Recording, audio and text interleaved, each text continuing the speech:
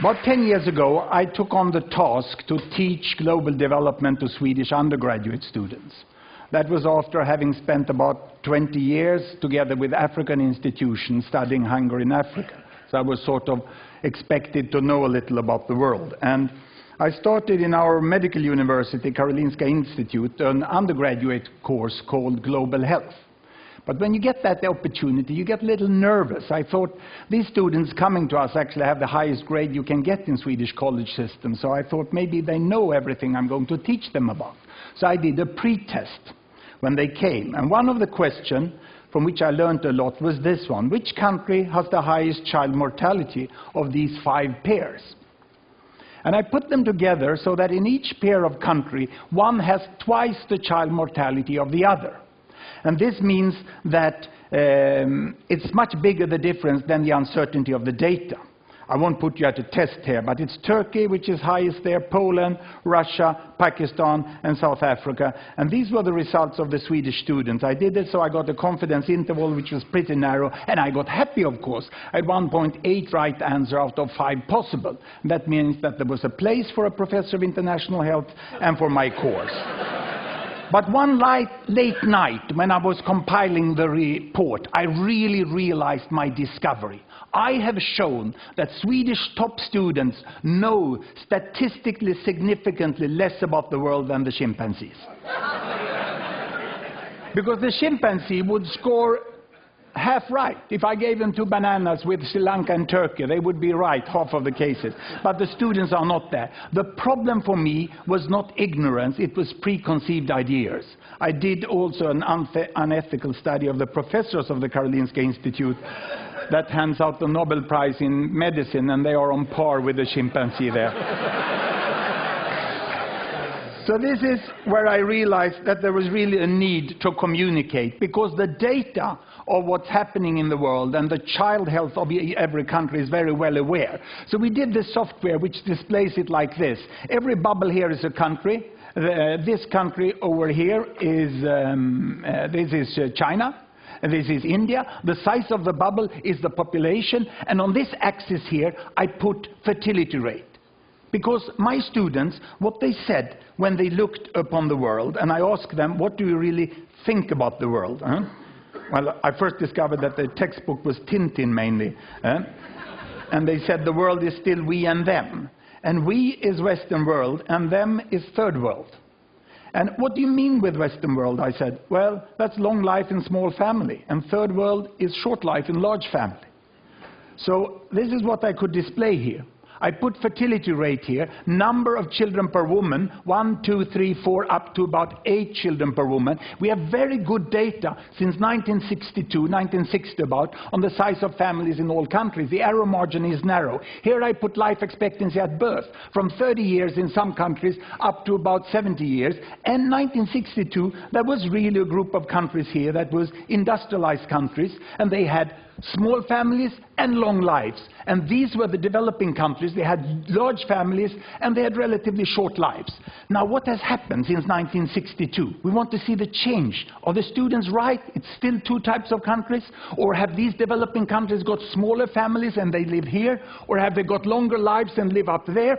Let's see. We stop the world. And this is all UN statistic that has been available. Here we go. Can you see there? It's China. They're moving against better health. They're improving there. All the green Latin American countries, they are moving towards smaller families. The yellow ones here are the Arabic countries, and they get larger families, but longer lives, but not larger families. The Africans are the green down here. They still remain here. This is India. Indonesia is moving on pretty fast. And in the 80s here, you have Bangladesh still among the African countries there. But now Bangladesh, it's a miracle that happens in the 80s. The imams start to promote family planning, and they move up into that corner. And in 90s, we have the terrible HIV epidemic that takes down the life expectancy of the African countries, and all the rest of the world moves up into the corner where we have long lives and small family, and we have a completely new world.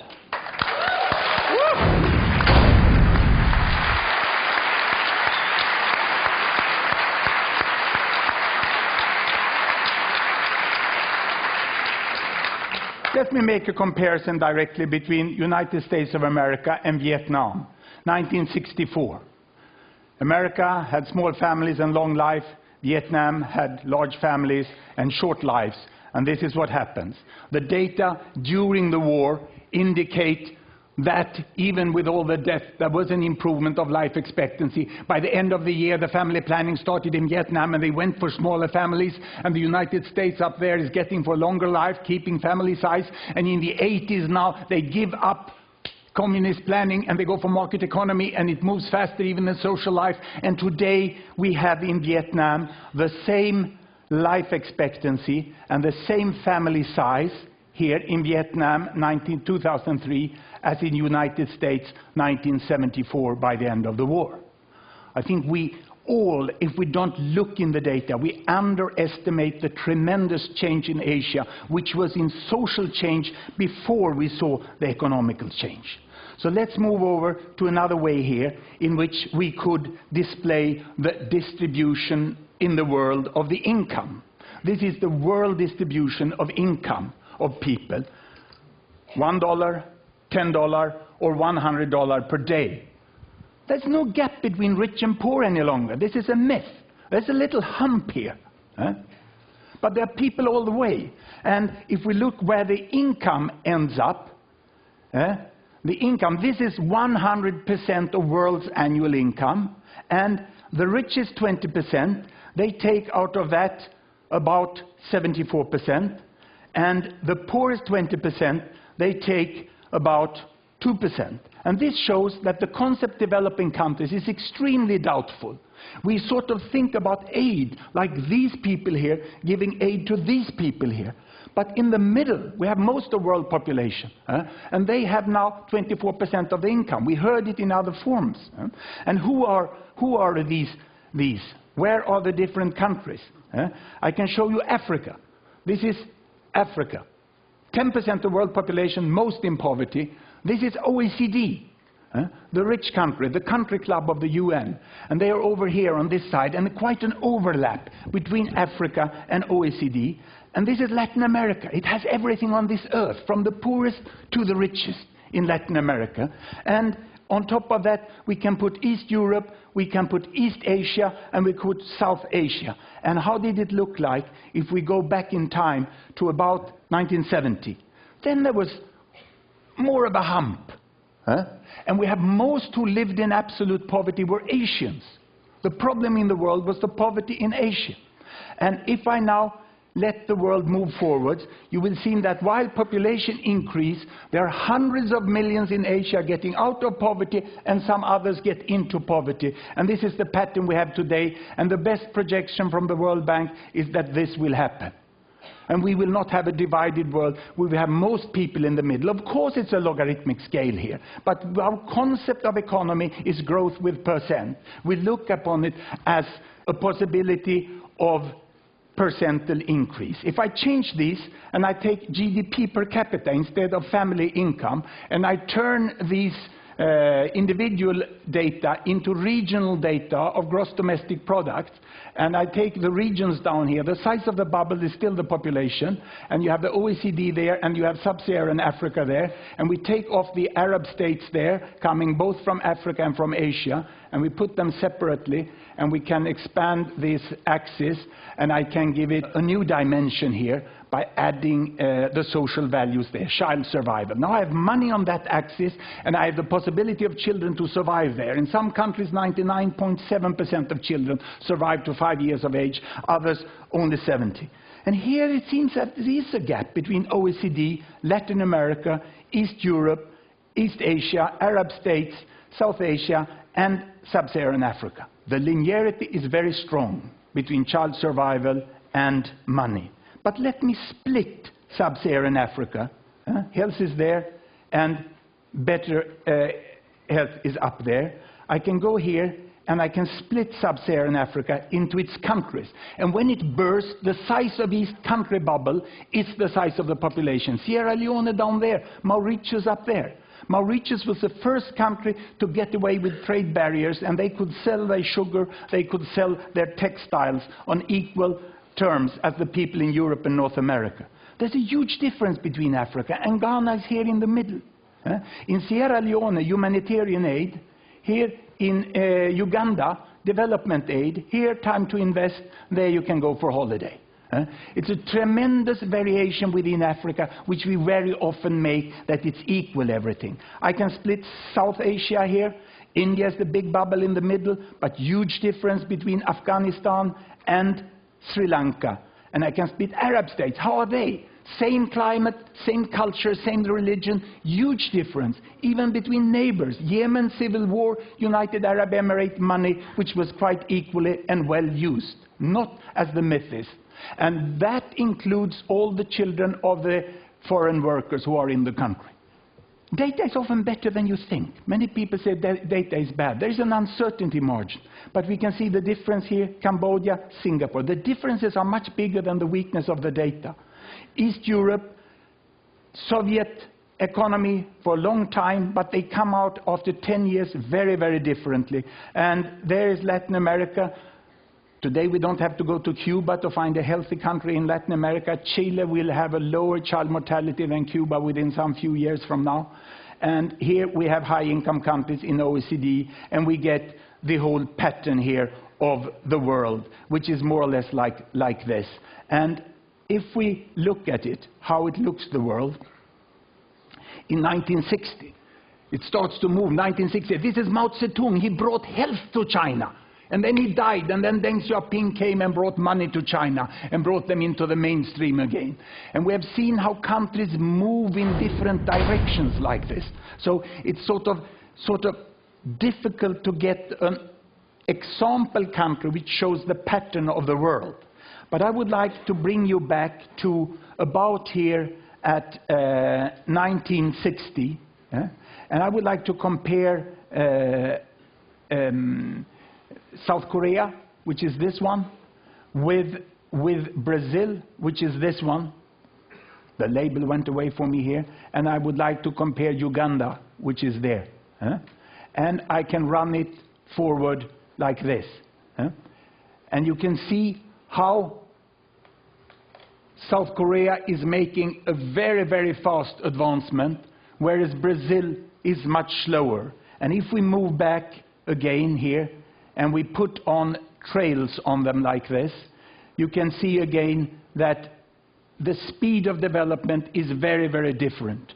And the countries are moving more or less in the same rate as money and health. But it seems you can move much faster if you are healthy first than if you are wealthy first. And to show that, you can put on the way of United Arab Emirates. They came from here. A mineral country. They catch all the oil, they got all the money, but health cannot be bought at the supermarket. You have to invest in health. You have to get kids into schooling. You have to train health staff. You have to educate the population. And Sheikh Zayed did that in a fairly good way. And in spite of falling oil prices, he brought this country up here. So we got a much more mainstream appearance of the world, where all countries tend to use their money better than they used in the past. Now, this is more or less if you look at average data of the countries. They are like this. Now, that's dangerous to use average data because there's such a lot of difference within countries. So if I go and look here, we can see that Uganda, that today is where South Korea was 1960. If I split Uganda, there's quite a difference within Uganda. These are the quintiles of Uganda. The richest 20% of Ugandans are there. The poorest are down there. If I split South Africa, it's like this. And if I go down and look at Niger, where there was such a terrible famine, lastly, it's like this. The 20% poorest of Niger is out here, and the 20% richest of South Africa is there, and yet we tend to discuss on what solutions there should be in Africa. Everything in this world exists in Africa. And you can't discuss universal access to HIV for that quintile up here with the same strategy as down here. The improvement of the world must be highly contextualized. And it's not relevant to have it on regional level. We must be much more detailed. We find that students get very excited when they can use this. And even more policymakers and the corporate sectors would like to see how the world is changing. Now, why doesn't this take place? Why are we not using the data we have? We have data in the United Nations, in the national statistical agencies, and in universities and other non-governmental organizations, because the data is hidden down in the databases. And the public is there, and the internet is there, but we have still not used it effectively. All that information we saw changing in the world does not include publicly funded statistics. There are some web pages like this, but they take some nourishment down from the databases, but people put prices on them, stupid passwords and boring statistics. And this won't work. So what is needed? We have the databases. It's not a new database you need. We have wonderful design tools, and more are added up here.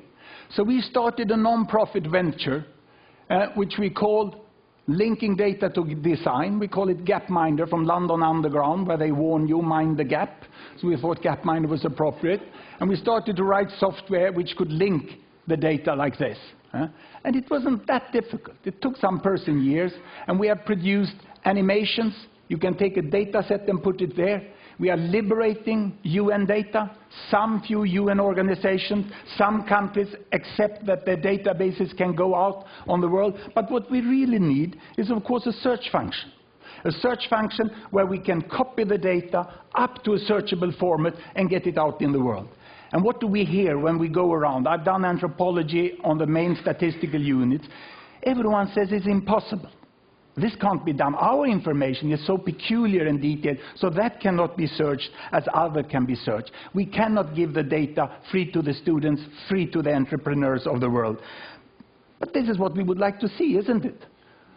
The publicly funded data is down here, and we would like flowers to grow out on the net. And one of the crucial points is to make them searchable, and then people can use the different design tool to animate it there. And I have a pretty good news for you. I have a good news that the present new head of UN Statistics, he doesn't say it's impossible. He only says we can't do it. And that's a quite clever guy. Huh? So we can see a lot happening in data in the coming years. We will be able to look at income distributions in completely new ways. This is the income distribution of China, 1970. This is the income distribution of the United States, 1970. Almost no overlap. Almost no overlap. And what has happened? What has happened is this, that China is growing. It's not so equal any longer, and it's appearing here, overlooking the United States, almost like a ghost, isn't it? Huh? It's pretty scary.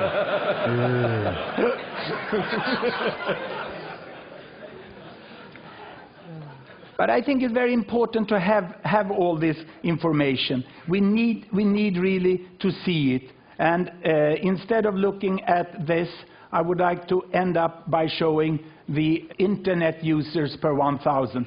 In this software, we access about 500 variables from all the countries quite easily. It takes some time to change for this. But on the axes, you can quite easily get any variable you would like to have. And the thing would be to get up the databases free, to get them searchable, and with a second click to get them into the graphic formats where you can instantly understand them. Now the statisticians doesn't like it because they say that this will not show the reality. We have to have statistical analytical methods. But this is hypothesis generating. I end now with a world there the internet are coming, the number of internet users are going up like this. This is the GDP per capita, and it's a new technology coming in, but amazingly how well it fits to the economy of the countries. That's why the $100 computer will be so important. But it's a nice tendency. It's as if the world is flattening off, isn't it? These countries are lifting more than the economy. And it will be very interesting to follow this over the year, as I would like you to be able to do with all the publicly funded data. Thank you very much.